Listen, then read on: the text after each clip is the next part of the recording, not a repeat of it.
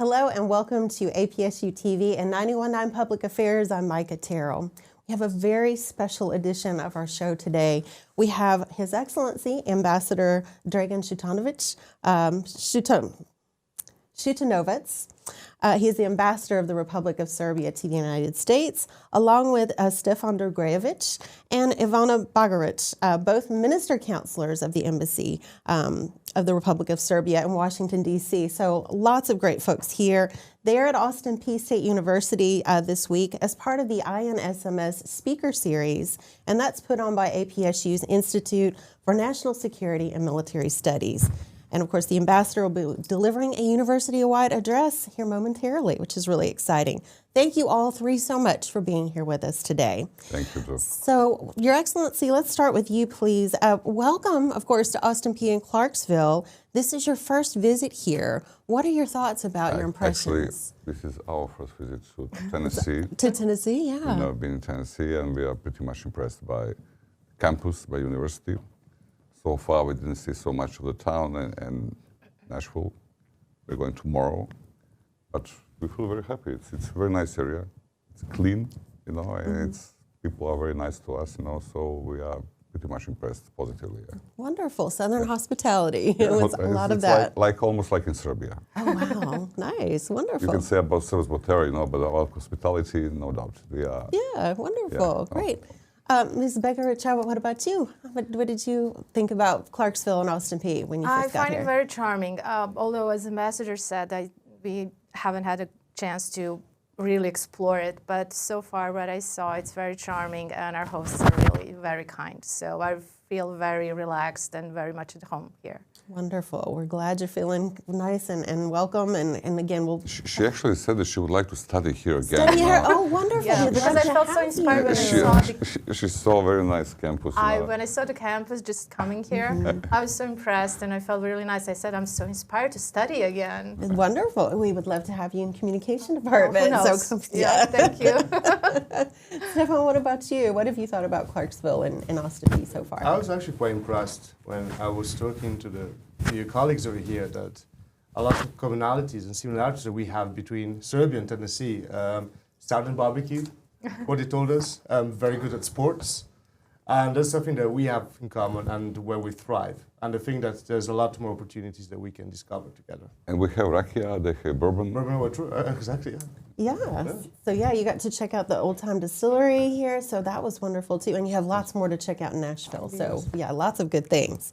So Ambassador, please let's talk now about your personal story. You've had a remarkable career. You've done a little bit of everything in public service, right? You've been a member of parliament, you've been a minister of defense, and now you're ambassador to the United States. Yes, so you said a little bit, So yeah, that seems but how did half of my life, I'm in public service. How did you get interested in public service? Oh well, in the 90s, we had a dictator on the power in Serbia called Slobodan Milošević, and I had friends. They were members of the party, and I joined not the party. I joined the team, to help them as a volunteer. And after some time, they asked me why you're not a member of the party, and I joined the party. I didn't have any expectations, but I realized that I won't say I'm smarter than the others, but I did much more efforts, to succeed, and in the meantime, I've been a city member of the city hall, 13 years member of the parliament, 5.5 years Secretary of Defense. Now I'm ambassador, father of 2 sons. That's a hard job. That's the best part of everything. Yeah. So, Yes. yeah. So and actually, what is very interesting to say, and I was the first Minister of Defense after 25 years who paid official visits to Pentagon, and Robert Gates was Secretary of Defense at the time. And for me, that was almost impossible that he was Secretary of Defense in George W. Bush administration, and he stayed 2 more years, with the Obama administration. In Serbia, that was like, wow, that's not possible, when you switch. But in the meantime, all my career, political career, since '97 until 2018, I was like a Democrat. In Serbia, Democrats were pro-Western, and my opponent was my current president, And I left the politics 2018, and in 2024 he called me and he offered me a job, and he said, I have a job for you in DC, you know. And I was like, is it candid camera, you know, are you joking with me, you know? He said, no, I would like to send you there. And probably I'm the first one who, okay, I left the politics 2018, for the 6 years I was not in politics. I was in the private sector, so when he offered me that job, I said, it's a good challenge for me, you know, and I'm already 1 year, almost 1 year. I'm still freshman, still freshman, and I have very good colleagues, you know. Some of them are much more experienced than me, some less, but I have a good team, you know, and we are working very well. Although this time, you know, as you see, the whole world is changing and the administrations are not the same like before, you know, the focuses are not on our region. Sometimes, thanks God, you know, sometimes we are jealous on the other regions, you know, but at this moment it's better to not be in the focus, you know, because you see the problematic areas are in focus, you know. So now we are trying to do our best, you know, to let's say, I won't say reconnect, you know, but to build up our relationship with the administration, because, you know, President Trump, his approval rates in Serbia were and still are the highest in Europe for sure, and probably in at least 9 of 10 in the world now. His approval rates were over 80, you know, much more than in the States. Mm-hmm. And if he came to Serbia, step on our soil, he could be a president, you know, without elections. So he is our chance, you know, to establish strategic relationship with the States, and this is our idea. Yeah, and that's a wonderful thing you bring up about building relationships. Obviously, your job is a lot of that, right? Building relationships and working with people, like you mentioned, having someone who is your opponent call you back and say, "Hey, I've got a job for you," and that's an amazing relationship kind of building. That's a very vital part of what I don't remember that anyone else before him did something like this, and I must say that we were very strong opponents, you know, on different political areas, you know. But when we spoke about the states and relationship between the states and Serbia and what was his ideas, you know, not just 24 and before I was helping to him, I fully agreed, you know. And so now we are cooperating, and really I think that we have a chance to put our relationship on a higher level, you know. So we have a great history, you know, between Serbia and the states. We had one bad part in 90s, you know, but that was last century, last millennium for us, you know. And so now we are struggling, you know, to establish much better relationship than we had before. Sometimes it goes easier with administration. It's a little bit easier than with the people from the Hill. Some of congressmen and some senators, they are still in the last decade of the last century. Sometimes I said last millennium, you know. Right. And we are now in the third decade of the 21st century, you know, so we are moving forward, you know, the life is changing very fast, you know, so I hope that with this administration we will establish something which will be fruitful for many, many decades. Right, and you mentioned, obviously you have your job as ambassador, you also have your job as family father, raising children too, and being a good example. My wife, she's in charge much more. Yeah. But how do you balance all those things together? That's not easy. But the life is not easy now, and not just for. I'm a happy person. You know, my older son, he graduated here and undergrad and grad, and younger son, he is now on studies in the States. You know, they were both studies one of the best schools, you know, here. They're good boys, you know, and that's a good job, you know. It's sometimes, you know, they are boys, you know, but and the other part, you know, as the ambassador, I'm not career diplomat, you know. I'm politically appointed, and I came with much more positive attitude from the start, because as a Minister of Defense, I met a lot of congresswomen, especially senators, who are still, you know, there, and the relationship was much easier when you are Minister of Defense than when you are ambassadors, you know, because when you come here as a minister, you are the only one, you know, but we have, I don't know, more than 200 ambassadors, even much more than because they are also the ambassadors of Organization of American Countries, states, you know, and there are a lot of ambassadors in DC.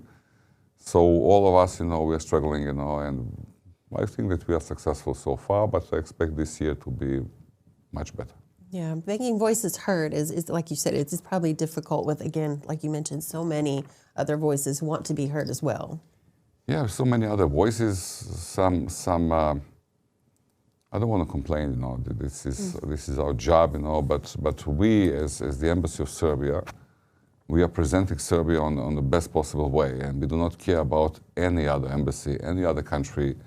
We are not spoiling anyone else. But some others, they have interest to prevent Serbia-American relations. And they do their best to prevent it. So we are with them in fight. We are struggling here. It's not easy, but it's challengeable, and I'm here because of that. So I think that we will succeed. Yeah. And you, looking back, you had some very good experience. You mentioned briefly the era when you were Minister of Defense, how you were the only one, but you also had some valuable lessons during that time frame. Could you share some of those valuable lessons from that? It's a completely different job. To be a diplomat, ambassador, I have a crew of 22 people, 18 diplomats more or less, I'm in charge, and I'm not now in position to be a decision maker. And ever since I joined the party, I was on some level, let's say, decision maker, but as ambassador, you are not. You are somehow I won't say transmitter, but... You're executor. Executor. And that doesn't make me happy. I would like to be a decision maker, okay. Right. But and also, when you are minister, and I had 36,000 people under me, and the problems are coming every morning, I had half a meter, the problems every morning. Here, it's not like this. And you are trying to find and to prevent some problems before it comes. And also you're trying to find some positive things, to do. And I think that we are now, let's say, moving very well.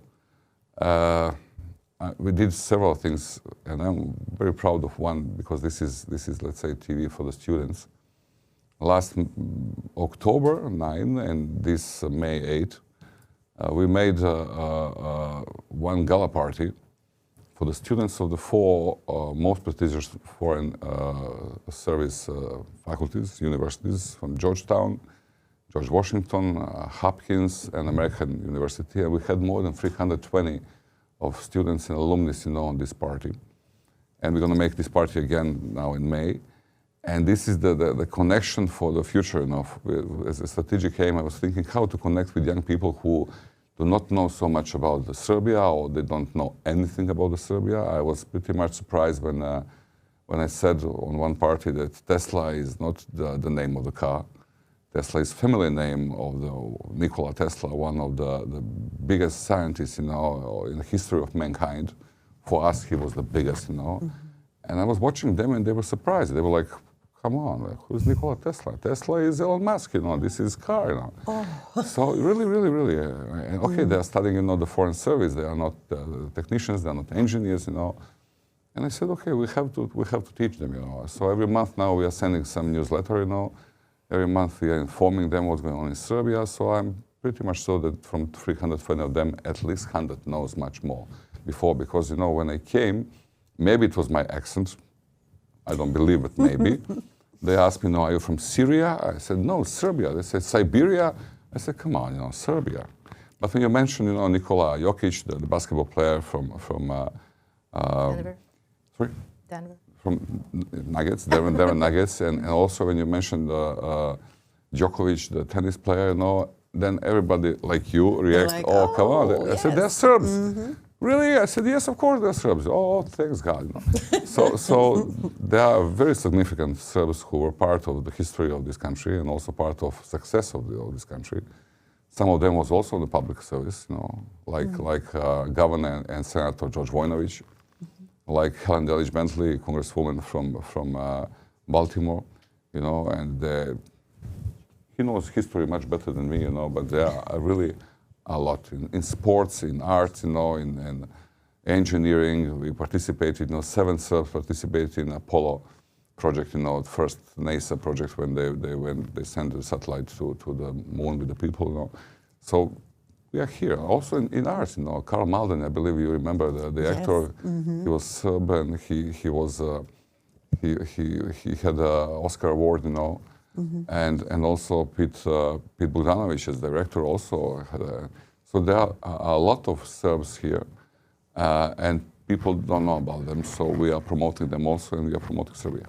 No, that's great to promote Serbia, especially because you've given lectures around the world. You've given in Indonesia, Angola, Beijing. I saw you spoke in Brussels. London also, London. yeah. So yeah, so, And you also in the States. in the DC, States, right? yeah. So you've spoken to so many people about Serbian culture. About Serbian, but most of this lecturing was about the military, about the transformation and reforms in the military, fine tuning of transformation.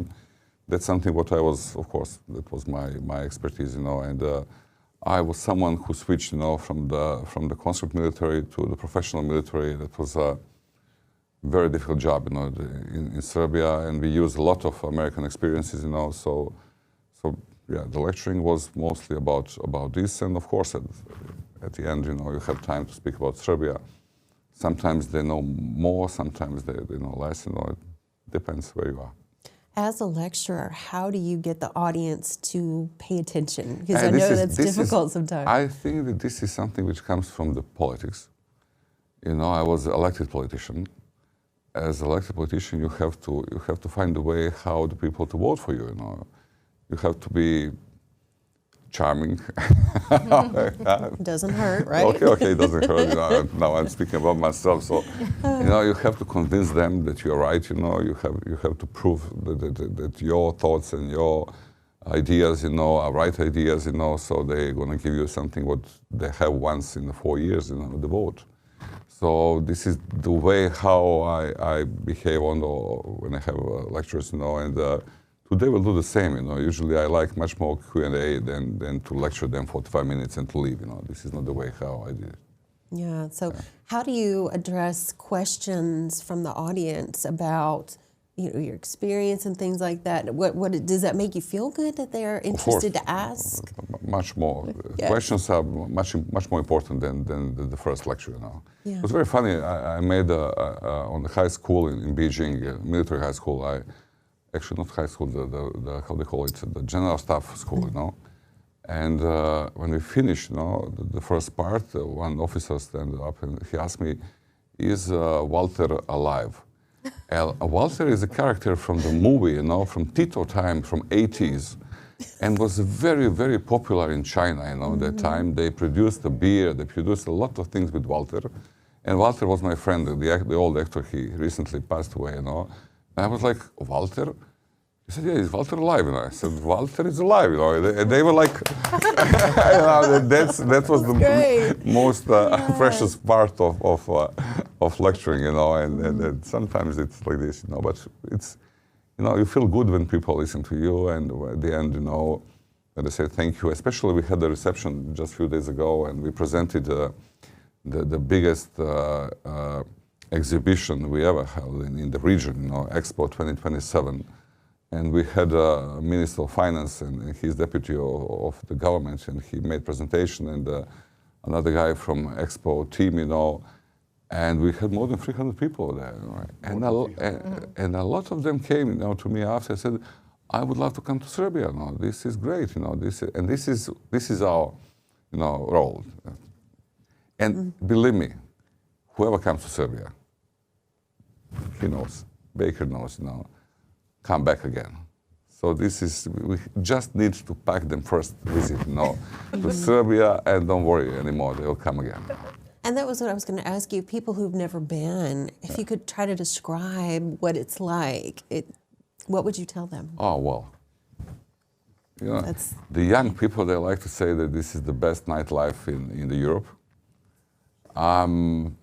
This is like, you know, when they say here that the most popular Serb is Nikola Jokic from Nuggets, and the most famous, for me, the most famous is Nikola Tesla. Okay, but for the young generation, it's and they like this nightlife, you know, in Serbia. But there are a lot of cultural heritage, you know. We have a really very nice city of Belgrade, close by city of Novi Sad. This is 45 minutes by, even less, 30 minutes by train, you know. we have two very nice, huge rivers, you know, and the city is based on the river. It's very, very beautiful, really, you know. And then, you know, it's like here. I met so many people here who, how to say, they are not aware that they are living in such a great country like the States. You know, they say, okay, something is wrong, you know, it's not good. And I said, come on, you're in the States now. And this is like a Belgrade, you know. The many people who are living there, they're used to it. They say, okay, we need to change something, but they're not aware of how beautiful is our city, you know, Belgrade in Serbia. And I believe that some of your students will have a chance to come to pay a visit to Serbia, and I'm pretty sure they will stay for a while. I'm sure they would. It sounds like a really fun place. Like they need to go. This is commercial. And we are going to commercials. Very close. Yeah. If you're just joining us here on 91.9 FM or APSU-TV, I'm Micca Terrell. I'm speaking with the ambassador from the Republic of Serbia to the United States and the two ministry counselors with him. And such a wonderful time here at our Studio B studios here at the Music Mass Comm building. So let's talk a little bit about, we kind of touched on relations between Serbia and U.S. Excellency. So let's talk a little bit more about what do you see as the greatest opportunities that you've noticed so far to build those relationships. You mentioned a few, but last year in August, we had a visit of our Minister of Foreign Affairs after 16 years. That was official visit. And two Marcos, you know, Marco Rubio and Marko Đurić, minister from Serbia, we agreed to launch the strategic dialogue, you know, between Serbia and the States, and that would be the highest level of relationship between two countries, you know. And in the meantime, the president of Serbia, he was in New York on the UN Assembly, and he met also Secretary Rubio, and we agreed to move forward, you know. So this would be, for the first time in our history, that level of cooperation. What does it include? You know, first of all, the energy sector. We have a lot in common with the States. Also, Serbia is the position in Serbia is very important. You know, for they call it North Stream, from Greece, you know, towards the Europe, you know, and energy sector is the first. The second one is defense. This year we are celebrating 20 years of state partnership with Ohio National Guard. 20 years, it's a long period. I must tell you that I told you in the 90s we had a problem when we were in conflict with NATO. Now we have 20 years of partnership, you know, and defense is for us crucially important. And you see what's going on in the world. It's much more complicated than when I was a minister. There are also cooperation in the AI, IT, in high tech. You know, Serbia is leading country in the region for sure, and we are exporting a lot of products, you know, in IT and AI sector, and cultural relationship, something about media. This is what we have as a frame, you know, in strategic dialogue, and what is important for us, you know, when we started, that would be like a message to investors, you know, that Serbia is moving forward, you know, that they are willing, if they are willing to invest, you know, that Serbia is a good place to invest, you know, and we think really that we can develop much better in economic relationship. At the moment, we have a problem about the tariffs, you know. This is something what we didn't expect, and now we are trying to solve it, and it will be open. And we have some problems, you know, but I think that we'll find a way how to solve that problem, and then. When we start strategic dialogue, the path is open for many other things, you know, to cooperate. It's open to discuss about whatever. Also, I expect this year to join the Artemis program of NASA. You know, we started last year some dialogue on this issue, and if we do this in this year, that will be a historically important year for Serbia-American relations. Definitely. And that sounds, and I'll ask all of you about this, about the technology that you've noticed, and then the people connections. Those connections together seem to be the key at this point. Yeah. First of all, there's nothing without people.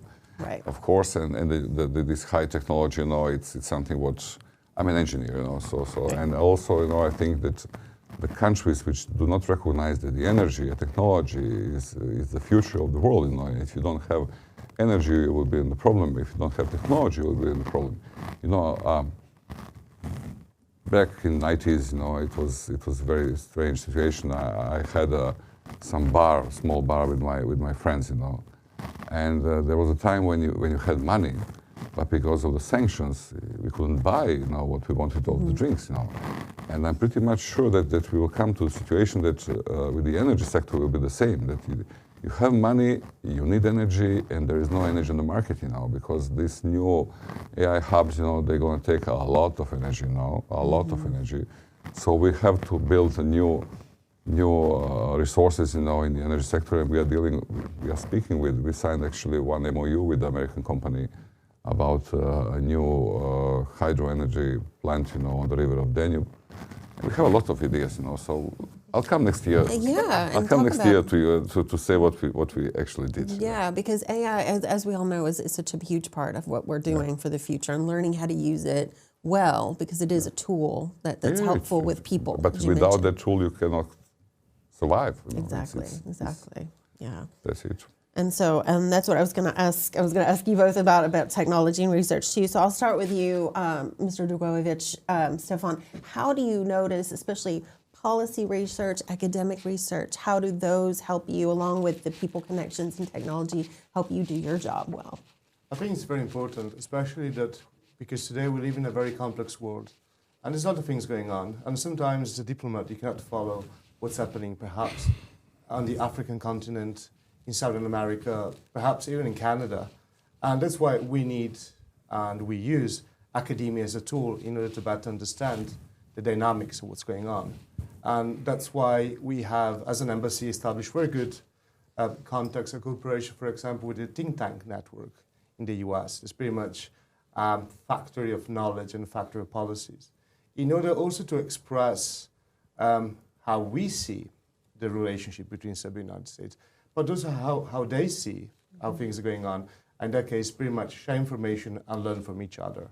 And I think that's quite important what the university is doing over here. We're connecting Tennessee, the Tennessee academia with Belgrade, with Serbia, that you're specializing in a very interesting region that has always been historically very important to the world. I mean, as you may know, the Balkans, sometimes there's too much history to digest, as Churchill said about the Balkans, but I think there's so many opportunities also to devour in a way. And I think that's why it's very important what you guys are doing here, especially as your students are going to be future diplomats. And we're here to help them in order to get them introduced with the region, with Serbia, and also to be open to any discussion of what they would like to know more. Definitely. And people connections, as you mentioned, are so important as well. Of course, definitely.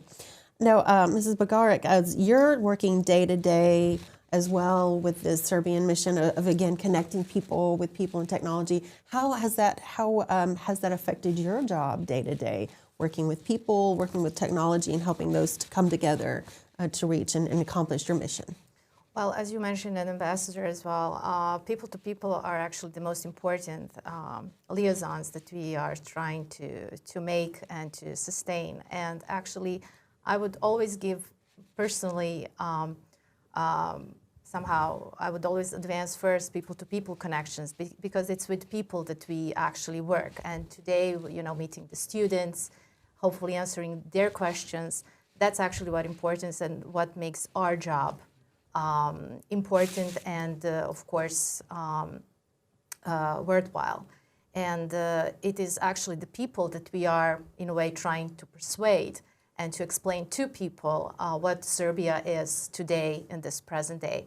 Of course, technology can always help, as Stefan mentioned, in terms of maybe helping us as diplomats to know, to have a better view of what's going on, in the world, what is important to people around the world. However, just these people-to-people contact, this direct relation, I think it's something, it cannot be compared with anything. Yeah, and again, the whole thought, I think you've said it well, Stefan, about trying to encapsulate the history of the region which you represent is just too much for people's minds to wrap around. It can be sometimes overwhelming, even for us who come from the region. But and I can only imagine, what it can mean for, young people from the United States that actually, when they see Europe, and then the Balkans, and so many countries, and then so much history there in such a small territory. But you know, if we are here to help, for them to better understand, you know, where we come from, and also to explain the present day region, because region has changed. Serbia has changed, as the ambassador mentioned. You know, it's not the 1990s again. It's like third decade of the 21st century, and Serbia is well on its way. So we are trying to, what we try to convey as our message is, it's important to see Serbia in that way. You know, that we are a 21st century country. Definitely, definitely. Now, let's talk about Austin Peay's relationship with Serbia and how it's been great to speak with academics and now with the ambassador. Excellency, again, thank you for stopping by with us. Now, this visit was all arranged thanks to the partnership between Austin Peay and the also the International Politics and Economics Institute in Belgrade. So that was a wonderful partnership to have come together through lots of people work and lots of time. What kind of thoughts do you have about this academic cooperation and how it can further? This is themes? always great. Always great, and I will suggest when we finish this visit, you know, I will suggest some other connections also, not just with the institute. The military academy in Serbia, they have security studies, you know, as a master studies. So I'm pretty sure that they will love to exchange the students, you know, and the cadets here and there, you know, and there are possibilities for cooperation, you know. So we'll see. When we finish the visit, you know, we'll see what are the possibilities. But I think that we are finishing, and I would like to say one short story for your students to hear something what is from the history. It's not from the common history from Tennessee and Serbia, but from the United States and Serbia.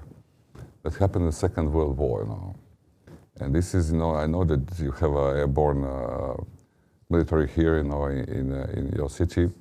And it's important for them also to hear, because I'm pretty sure, and tomorrow I will meet with them, you know, I'm pretty sure that they don't know that during the 1943, you know, a lot of airborne airmen, and the planes were flying from Sicily in Italy towards Romania over to Serbia, and they were bombing the petrol facilities, you know, in Romania, in a way to prevent Germans, you know, to go to Russia.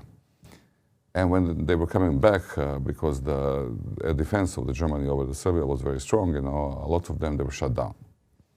I don't know how many of them died, but more than 500 survived. And thanks to the Serbian people, you know, and thanks to the Serbian Royal Military, you know, more than 500 of them were saved, rescued and saved. After the OSS, it was the let's say, in modern time, this is CIA, they sent few officers who were also Serbs in the US military. They came to Serbia, they made runaway on the field, you know, they put a fire during the night, and the airplanes were landing, you know, and departing, you know, during the night, taking out, you know, taking the US airmen, you know, back home, you know, more than 500 of them. That's a lot. Yeah. That's, you know, now you had one pilot in Iran. Whole world was watching rescue mission for one pilot. Can you imagine? More than 500 of them. And after the Second World War, the President Schumer decorated the general who led the whole operation, called Heriot. But because the communist leader, Tito, he went in conflict with Stalin, they didn't present this medal to the family until 2006. That was somewhere in the basement, you know, I don't know where, it was locked history. Yeah. And I heard about it many times before, but it was like, well, it's legend, you know. But in 2006, the medal came to Belgrade, you know, and they said this is a medal for the Holy Admission, you know. So this is the part of our common history, which is like hidden in the States. And you can find on YouTube, you know, and I'm calling the students, young people, to take a look, you know, Holy Admission, you know, just to, they'll find some documentarian movies, you know, with the people who were saved. I believe that last one of them passed away a few years ago, but it's still for us, you know, very important part of our common history And also we have a not less, but also important part, that after the 1918, the only foreign flag, over the White House during the Woodrow Wilson administration was the flag of Serbia, And that's something what any other country had in the history of White House, And we're very proud of that. And I feel sorry when we are speaking with some people who do not recognize Serbia as a partner, as a strategic ally. They think that we are something else, but no, the Serbs are connected. And they are, after the Serbia, the most people from Serbia lives in the States. The most monasteries you have in churches you have in the States. The most professors, the most scientists, most of them are in the States, and they are like the influence of China, the influence of Russia. And I speak with them also. You have more than 650 companies, business entities in Serbia dealing, with more than 45,000 people. And Chinese and Russians, combined, they don't have 45,000 people like the American companies have. So I think that we have to show this, and I'm going to say it on this presentation to the students, And we brought a few. There is a book, 500 Forgotten, about this higher admission, and we brought it for the library of the university, a few books, and also for the military caserne we are going to pay visit tomorrow. We will give them, and I schedule also a meeting in early October with the West Point guys. We'll bring them also a lot of those books, because I'm sad when I see that they don't know the best part of our history now. Especially military guys, they don't know it. And when I had a meeting with Pat Harrigan, who's congressman from North Carolina, who was officer, and he was decorated 2 times in Afghanistan, and I told him, listen, take a look. I don't want to tell you anything. Just read the book, When he finished the book, he joined the Serbian caucus, And he's now a member of Serbian caucus, And I don't need to convince you, Just read the part of the history, Don't take a look on some social media, some fake news like many use, This is something else. So I wanted to say it in front of the audience, because I think this is really, really the best part of our history, and we can rebuild it again. And many, like you said, many opportunities for you coming up very soon, obviously, to speak to the students. Obviously, diplomacy is a huge part of what students can take away. You've had students go to Serbia to see in real life what you do. They should come. Yeah, so what other opportunities? You mentioned diplomacy. There's lots more. What other opportunities do you think students could enjoy and learn? In Serbia, about our culture, food, of course. Drinks, yes. Sports, of course, but also about our religion, about our history. We have 12 or 16. How many empires from emperors? Like 4 to 5. They were born. No, much more than that. We're born in our area, and also so there are really a lot of things that we can, and also the modern life. I mentioned nightlife. It's the Mediterranean way of living. It's not the same like here. We have a real espresso. Yes, you have so much. You have the best. It's like, I want to go. I'm like, let's go. We have a real espresso, Yes. I'm joking, since I came here, that was the number one problem, Right. to find espresso. No, yeah. And you asked me before one question, maybe you will ask again, about what I would say to the young people who would like to be a diplomat, I'm not a diplomat, and I'm going to be for 4 years, maybe more or less, but that's a real difficult job, and they how to say it, they are suffering a lot. They are dedicated to this job, but I'm watching from say the back, Sometimes it looks like easy, but for us, especially from us from Serbia, when you change the place where you're living, even into streets, that's a problem. In States, it's not the same. It's somehow here it's easier to accept to live in California than in Massachusetts, than in Florida, then go back to Iowa or wherever. That's something what works here much easier, and that's much better. But the job to be a diplomat, it's not easy job, and it's not like on TV, you know, when you are watching the TV show Diplomat, you know, and she's going around and she's fixing all problems. That not works like this, you know. And also, what I suggest, you know, the people who are not socialized, you know, who are not following, as we said, 21st century, you know, who are shy, you know, etc. That's not for them. You know, maybe they can find some better job for them. So you have to be open-minded. At the same time, you have to have a good memory. They have much better memory than me. She knows 435 members of Congress, you know. I was going to yeah. Maybe even when they were born, you know, Yes. and Zodiac, you know. She knows everything. Zodiac Yeah, Yes. I'm not following it, but I'm a manager, you know, in the embassy, and I have really the best crew, I believe, in whole DC. Oh. Yeah, and that's what I was going to ask you next. If you could offer a piece of advice of a good skill that you think has carried you this whole way, what would you tell people? For diplomats, you have to practice your memory. You have to have a great memory. You have to be, how to say it, I said charming, you have to be relaxed. Some of them are not relaxed, you know, and you realize also you cannot, you know, ask 10 times the same question, but it will be visible what you want to know.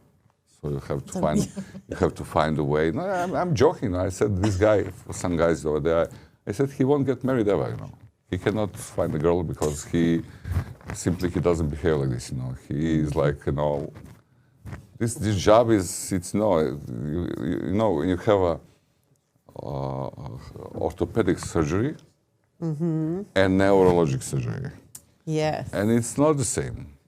Orthopeds, they are, you know, strong guys, they have to fix it, you know, but neurosurgeons, you know, they are fine-tuning, and this job is for the fine-tuners, you know. This is not for engineers like me, you know. So because of that, I'm not a diplomat, you know. Yeah, Great. okay. Thank you, Ambassador. Thank you very much. I'm going to ask you too, what skill do you think is a good one for the students to learn? He talked a lot about a lot of good ones, but what do you think would be a good skill for the students to learn and focus on? Definitely communication skills, but also that can also come in time. But just the readiness and being open-minded that it is something that you need to work on if it's not something that you're born with. You know, of course, we all have different talents and, you know, but definitely something to try to learn as much as possible, and also trying, as Ambassador said, to be relaxed. Also when this like public speaking, but it also something that can be learned. So I don't wish to discourage anybody, just basically to encourage that it is possible to learn these things. And also being open-minded in terms of, you know, learning that there are other people out there with different sets of values, with a different way of thinking, with different priorities. Being open-minded and understand that maybe how you see things, it's very much different than how they see, you know. And it's about, diplomacy is about building bridges and trying to be in other people's shoes. So in a way, I wouldn't say it's an empathy, but like, just understanding the other, you know, the other side. And that helps, I think, a lot, just to see and understand where other person, other diplomat is coming from. And hoping that other person has the same skill set and that they will understand you in the same way, or just be ready to hear you, to listen to you. Because one of the things, you know, when you come across to diplomats, you can tell that, you know, we come from the same milieu, if you want, from the same, you know, job in a way. I mean, as much as we are different, we have maybe different interests, our countries have different interests, but we are there with the same goal, you know, to find a common ground, to talk to each other, to explain our positions, to learn about other sides' position. But, you know, when you talk to elected politicians, they're not that as nuanced. So that's when I get to be very surprised on how there's this lack of being in some other's shoes, and maybe even lack of openness to understand the other side. But for diplomats, it's just you need to be open-minded, you know, and flexible. And as Ambassador mentioned, you know, it can be a difficult job with all this moving around. So a certain amount of adaptability, flexibility is needed. Definitely. So lots of good. So attention to detail. Yes. And being ready to change. You talked about empathy, and you talked about listening, and maybe communication. the most important thing is know how to listen. Listening, right. That's something what people do not know, how to listen, especially in diplomacy. When you are there, you have to know how to listen and how to provocate the other guy to speak, and to listen to him, not just to preach him, not to teach him. You're not a teacher, you're a diplomat. That's something else. Yeah, definitely. Listening is very important too. Yeah. Stefan, what did you want to add? I know we talked a lot about academic and critical thinking. Is that what you were thinking, maybe? I think that already His Excellency and my colleague already covered everything, but I would probably say I think that you have to be very well read, and you need to understand that your job is to manage problems, not to solve them. So you need to give an advice to your superior, your views, how you connect the dots for him or for her to make the final choice or decision in how your policy or direction is going to be taken.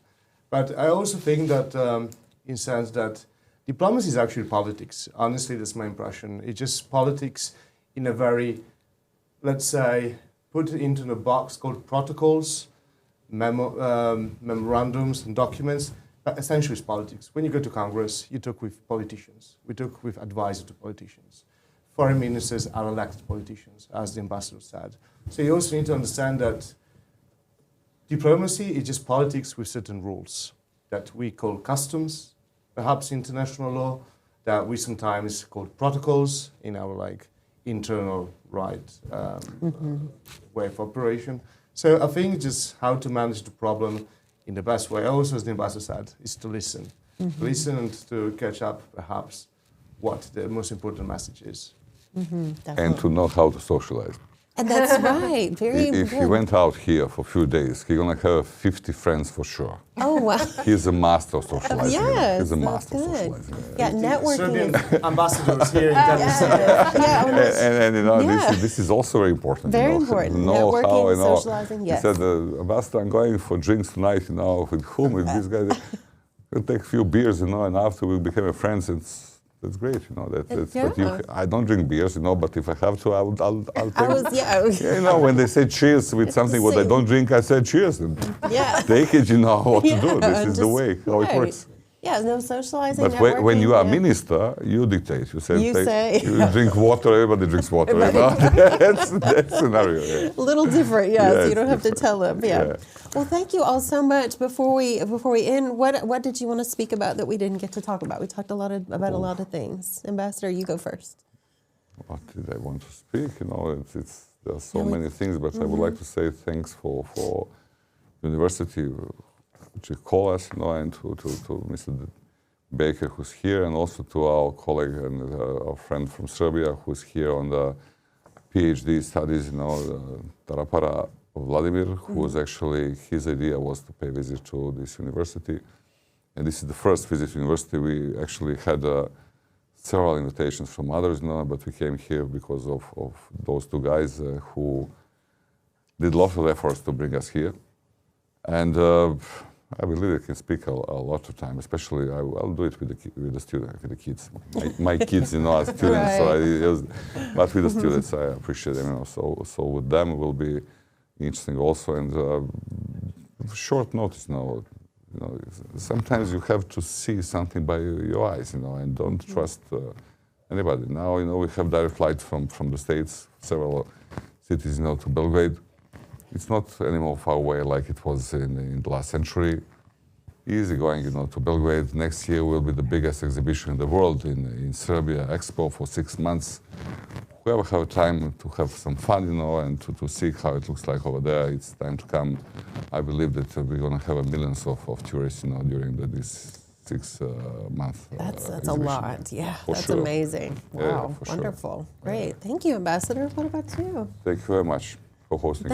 Thank you so much. Well, as well, I'd like to say thank you to Austin Peay University and your hospitality. And I really enjoying myself here. And I only just arrived yesterday, and I really look forward to meeting the students and your other colleagues and staff. And I really appreciate the opportunity to be here. And this is something maybe also as a message to the students who will may become diplomats. It is actually the diplomacy, this job that brings you to places like this. For me, it brought me to Tennessee, and I'm really happy. Who knew, right? You know, probably who never knew? thought. Yes. Yes, No, it was so- wonderful to have you. Thank you for coming. Thank you. What about you, Stefan? What did you want to share that you didn't Well, get asked about? I'm saying thank you to the governors. That's Of the nickname course. of this Yes. university and the students hosting us. And I think that the job we're doing now is pretty much building the foundations that your students, future career diplomats, are pretty much continue building that bridge. And as Ambassador said, we have so many things in common, from Helen Derich Bentley, the Port of Baltimore carries her name, Halyard operation. One of the founding fathers of Texas was a Serbian guy that not a lot of people know. There's actually quite a story, if I may finish. There's a chair at the Serbian Minister of Foreign Affairs. The chair was bought by our King Alexander. And it was actually chair of one of the chairmen of the Council of Foreign Relations, Hamilton Fish Armstrong, and it's our ministry. And I think that chair pretty much symbolizes the connection that we always had. And now I think it's just a time to pretty much advertise that even more and work on our relations. Wonderful. Well, thank you all so much. And I'm Micca Terrell with 91.9 FM and APSU-TV. And again, thank you so much to His Excellency Ambassador Šutanovac, and then also Stefan Dragojević, and also Ivona Bagarić, which I hope I didn't get that too bad. Thank you so much for watching.